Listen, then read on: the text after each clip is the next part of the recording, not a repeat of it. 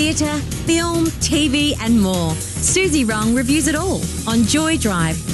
Happy belated birthday, Suzy Wrong. Thank you, Warren. Thank you so much. What did you do for your birthday? Oh, just a very small dinner with a small group of friends at a sort of quite fancy restaurant. Oh, nice. Lovely. Yeah. We're getting older, Suzy. Yes, and I wanted to ask you, what's a good thing about, what is one of the good things about turning older?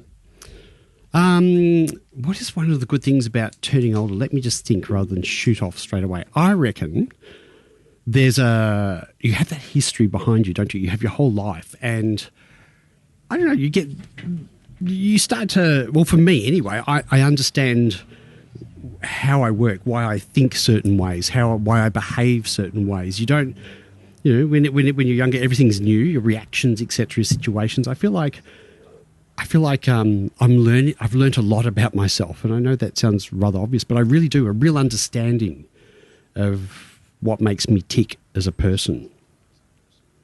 And I love that. How does that make you feel? It makes me feel good. It makes me feel like I can, it's almost like I can, I can see how I behave, and I can understand how I behave, and I can, in certain situations when they occur, I sort of know how to handle things. There's just a wisdom. I can't explain it properly. It's just this lovely wisdom, this comfort that comes in getting older. I'm not afraid of getting older at all. Well, we don't have any choice. We don't have any choice, but I accept it. It's fine. Bring it on. What about you, Suzy? Well, related to what you've described, I like that my emotions are a lot milder. Yes. I think because when you understand yourself more, one of the things is that your emotions don't kind of go to the extreme so easily. Because I guess on one hand, you've kind of felt all these things already.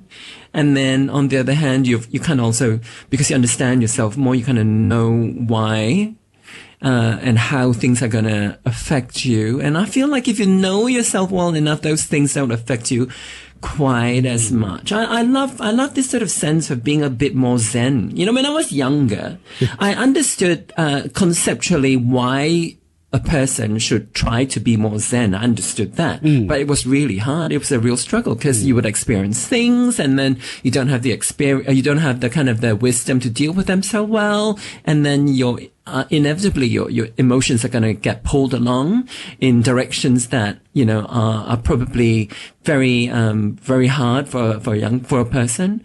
But I think when you've been through it, second time round, third time round, it just all becomes, much easier to deal with, and not just, kind of practically things that come up. You kind of have the skill to deal with them, but also emotionally. I think because you have the faith, the confidence that, it'll be resolved. Even if I don't know how to resolve it now, somehow things happen in time. Yes. Right? You just think, I just don't have time to be so worked up. If I'm worked up, then the rest of my day is going to be, it's going to be wasted. So I kind of know how to, put things aside a little bit and kind of make the rest of the day as pleasurable as I can be.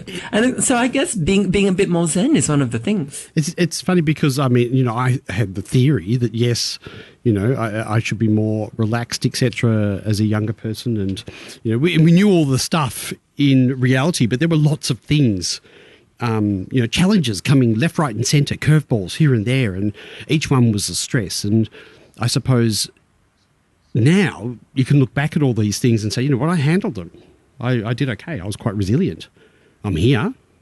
I'm talking. And you learned all those lessons. That's important. And there's a calmness with that. Yeah. And I think also, in relation to today's short film, I did say I have siblings that are very young. They're like just barely 30. And I was telling them one of the good things about growing older is the memory doesn't work so well. And I think the ability to forget things is really helpful. I like it. I like it. Like if a little things that bother me here and there, which inevitably things do, because things don't go your way all the time. You forget them by the end of the day. You know what's funny? I remember I had I wouldn't even call it a fling. You know, a couple of encounters with someone when I was probably in my 30s.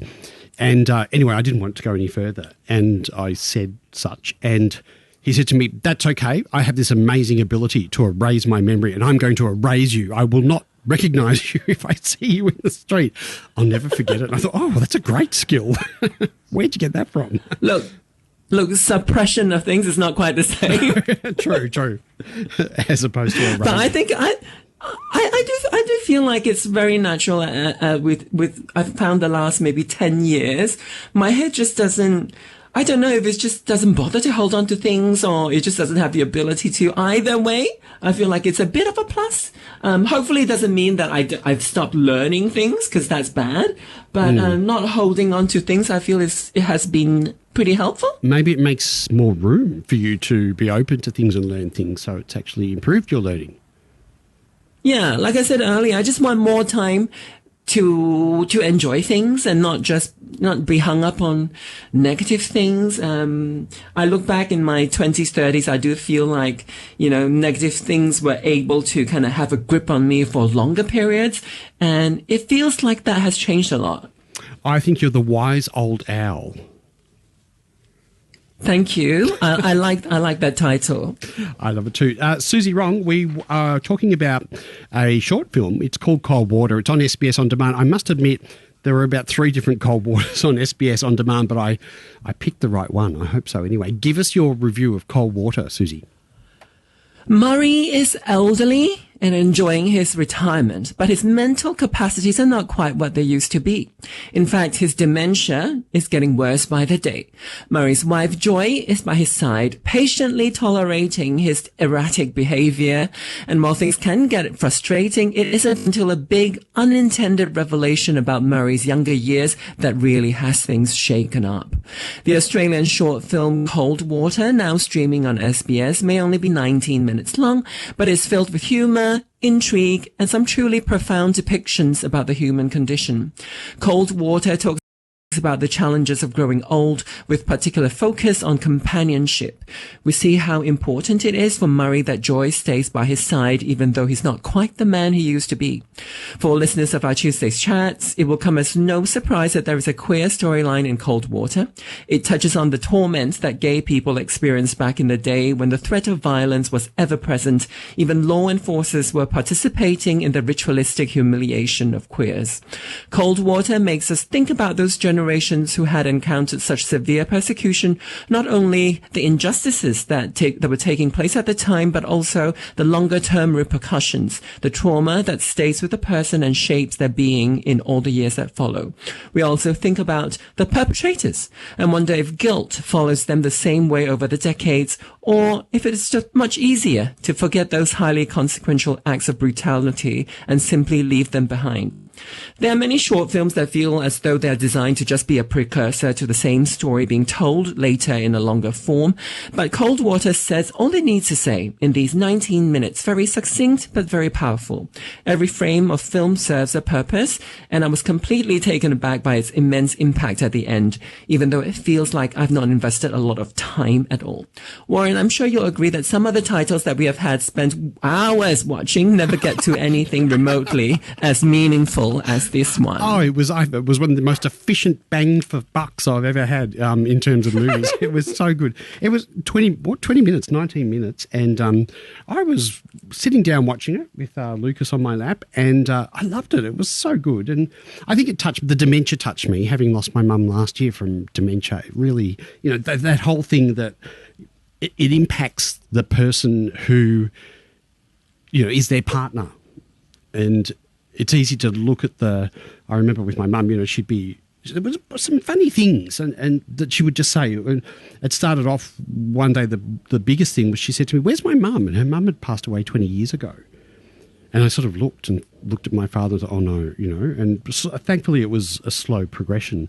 But when I was watching this movie, I thought about that, how he just kept repeating the the same joke. It was sort of very similar situation. And, I felt for the wife, because they're basically, it's still the same person, but the impact it has on them emotionally, the love that they have for them, and also the frustration of the situation, having to care as well, and the demands that makes. It was so interesting to watch on TV, knowing that, we've been through that stuff quite recently.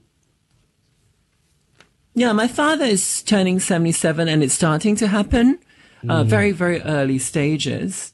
And, I spent 3 days with him, was it last month? And I'd never seen him kind of be so kind of frail and mild in temperament before. And from my perspective, it almost looks like he's finally found some peace, to be honest. Like I always felt like he was a person that struggled with a lot of things in his head. He had a lot of issues that were unresolved, dating back decades and decades, that he was never able to kind of talk about or deal with, that, obviously gave him kind of difficult life, I think, psychologically and emotionally. I think materially he was able to do very well for himself. He had a lot of prosperity in that way. But I think he experienced a lot of negative feelings about himself.